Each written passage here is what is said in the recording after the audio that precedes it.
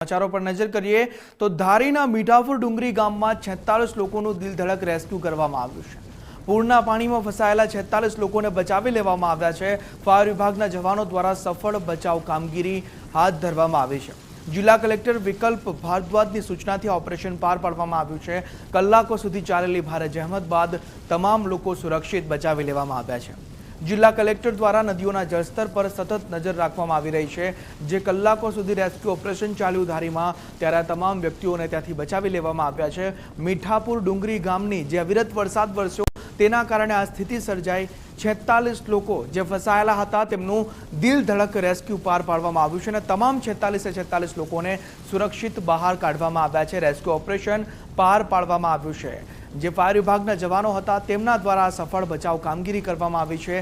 जिला कलेक्टर विकल्प भारद्वाजनी सूचनाथी ऑपरेशन पार पाडवामां आव्युं छे।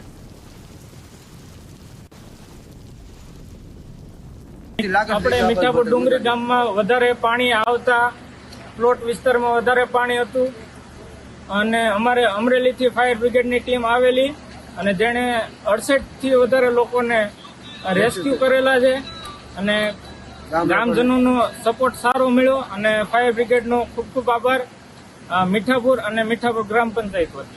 રાજુલા પંથકમાં છેલ્લા 24 કલાકે અનરાધાર વરસાદ વરસી રહ્યો છે। સતત વરસાદ વધતા નીચાણવાળા વિસ્તારોમાં જે ભયજનક સ્થિતિ સર્જાઈ છે ત્યારે નીચાણવાળા જે વિસ્તારો છે ત્યાંના લોકોને છે તે વઢેરા ગામમાં જે સ્થળાંતર કરવામાં આવ્યું છે, સુરક્ષિત જગ્યા પર લાવવામાં આવ્યું છે। ગુજરાત પોસ્ટની ટીમ ત્યાં સ્થળ પર પહોંચી આપણે દ્રશ્યો દેખાડી છે।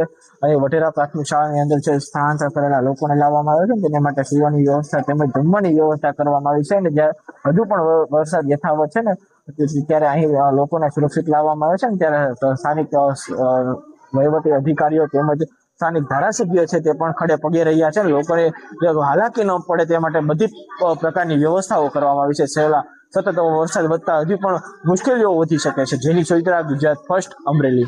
રાજુલા જાફરાબાદમાં છેલ્લા 24 કલાકથી અનરાધાર વરસાદ વરસી રહ્યો છે। નીચાણવાળા વિસ્તારોમાં છે તે પાણી પૂર જેવી સ્થિતિ સર્જાણી છે ત્યારે જે લોકોને છે તે સ્થળાંતર કરવામાં આવે છે। આપણી સાથે ધારાસભ્ય હીરાભાઈ સોલંકી જોડાયા। હીરાભાઈ, નીચાણવાળા વિસ્તારના લોકોને સ્થળાંતર કરવામાં શું વ્યવસ્થા?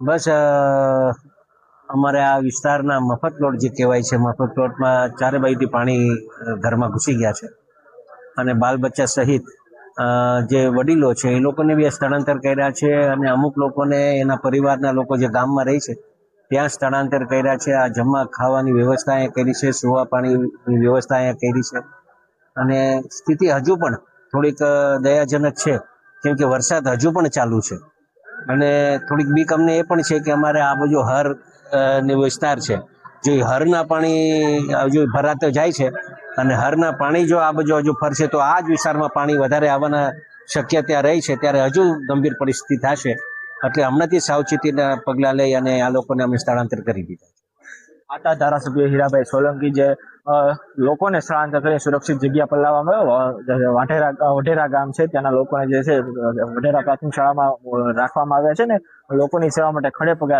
ધારાસભ્ય હીરાભાઈ સોલંકી રહ્યા છે।